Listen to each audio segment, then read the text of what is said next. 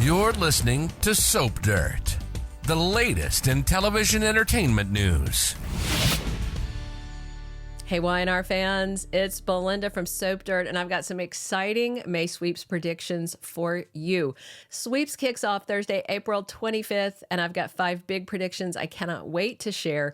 Please subscribe if you have not, and let's get into what's ahead. We've got predictions for Tucker and Audra, for Billy and Lily, for Jordan, for Adam and Connor, and also for Ashley. And in case you don't know, Sweeps is so important, so important. It happens 4 times a year, February, May, July, and November. Soaps write really big material, murders, marriages, divorces, miscarriages, comas, all that to spike ratings, because the bigger the ratings are in Sweeps, the more ad money they get for the next quarter ahead, and the more likely your favorite soap opera is going to stay on the air and can afford to put on decent material. So that's why it's always so juicy. Let's dig into these Young and the Restless predictions for May Sweeps, which runs April 25th through May 22nd this year.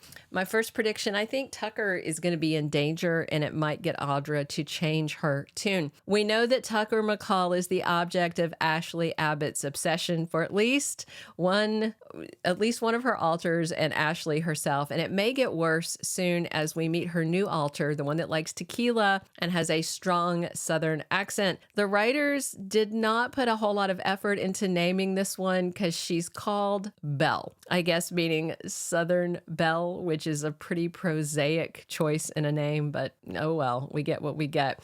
We do know that our alter, Ms. Abbott, wants to hurt Tucker, possibly kill him, and set Audra up to take the fall. And with Ashley avoiding being checked into a psych hospital by her family as they planned, I worry that she's about to come after Tucker soon and may hurt him. And remember, Audra told Tucker she didn't need a ring on her finger to have a commitment with him, but if Tucker winds up in a life or death situation, it may change her tune, and maybe she'll say yes to the dress and let him put that ring on her finger. My second prediction, Billy Abbott convinces Lily to be Team Abbott and Devon freaks. My second prediction, I think Billy is going to convince Lily to get on Team Abbott, and I don't think her brother's going to like it at all. Right now, there's a lot of backstabbing and plotting going on at Chancellor Winters. Mamie Johnson expects Lily Winters to side with the Hamilton Winters side of the family against Jill and Billy, and Lily is just not sure about that.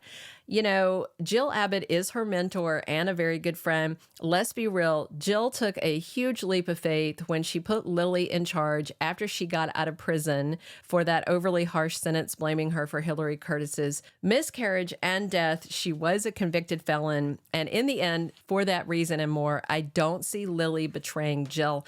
Instead, I think Billy might convince her to turn on Mamie and the other plotters, which include Devon and Nate and Abby. Of course, that will rip the family in two and also the merged business, but I just don't see any other way for it to go, with Devon trying to get her to betray Jill while he's trying to bring Nate back in, who betrayed them all, and then Mamie pulling, but we'll see how it goes. Frankly, though, these business stories leave me kind of bored, but that's what Josh Griffith keeps sticking us with no matter what. My third prediction, I think Jordan Howard is going to be either dead or exiled someplace scary. My preference would be dead, but we'll see. Although I do love Colleen Zenk.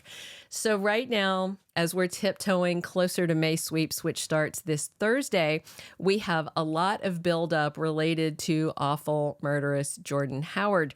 Right now, she has Harrison Abbott and Claire Newman as her hostages, and Nikki Newman puts herself in her hands too. The bottom line is, this is what, the third, fourth time Jordan has gotten away from police, either evaded them or openly escaped them, and came back to wreak more havoc. So I feel like something of a more permanent solution is coming our way to make sure Jordan is gone for good. Remember, they killed off Cameron Kirsten, that blast from Sharon's past. So maybe Jordan is going to get the Cameron treatment. We'll see.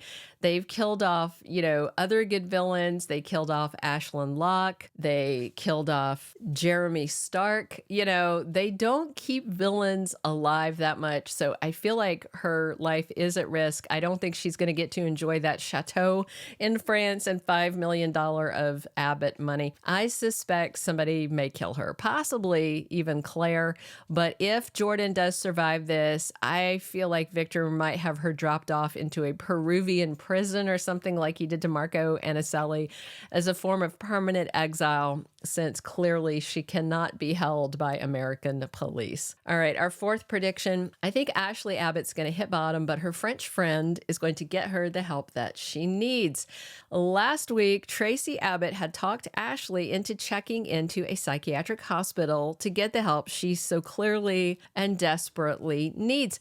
But that agreement came in a moment of clarity when Ashley was the one in control of her body. But then another alter is taking over. By Friday, Tracy meets that third personality living inside her sister, that Southerner named Belle, who likes tequila and lime, as she says. And I feel like this is going to alarm Tracy and have her pressing for Ashley to go to the hospital, but her alters don't want her cured because that means the end of them. But on Tuesday, April 30th, we have French friend of Ashley's showing up on Young and the Restless. Dr. Alan Laurent is a psychiatrist and longtime friend. Maybe he's the key to getting Ashley back to sane before she hurts someone like Tucker and winds up in big trouble. I do have to say Eileen Davidson is doing solid work in this storyline, and I hope to see it all on her Emmy reel for next year. But I predict Dr. Laurent may be the key to saving her. My fifth and final prediction, Connor Newman and his dad, Adam Newman, defy Chelsea Lawson and also Sharon's advice. So this just last thing I want to talk about for May Sweeps is Connor Newman and his OCD. He is getting therapy on the East Coast, far away from his parents, Adam and Chelsea. And those two pretty much remain in constant disagreement about what's best for their son lately. Adam's getting impatient, and he just talked to Sharon looking for advice. He does not trust the therapist or their approach that they're taking, especially because they cut him and Chelsea out of Connor's life, blamed them for their son's OCD and his other neuroses. Plus, I don't think Connor likes this school very much. Remember, he begged Adam not to send him there. He doesn't look too happy when we see little green screen shots of him there. So I just wonder if Adam is going to break ranks, head east, and yank his son out of that program.